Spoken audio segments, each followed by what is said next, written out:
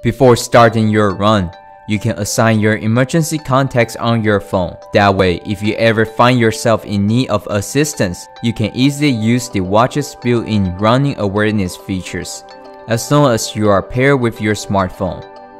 Forerunner 245 and 245 Music add emergency contact. To set your emergency contacts, open the Garmin Connect app. Tap More. Tap Safety and Tracking. Select Incident Detections and Assistance. Enter your personal information. After entering your information, tap Add Emergency Contact. Tap the 3 dots on the right corner. Either select Choose Phone Contact or Create Contact. Add contacts.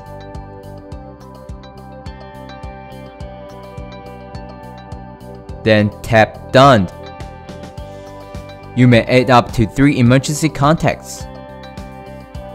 Select up to 3 people to add as the emergency contact. Sync the device with your phone and go to Safety.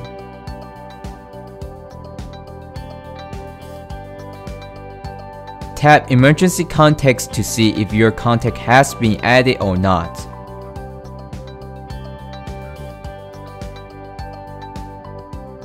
Now, if you find yourself in need of assistance, hold the light key until you feel the watch vibrates 3 times.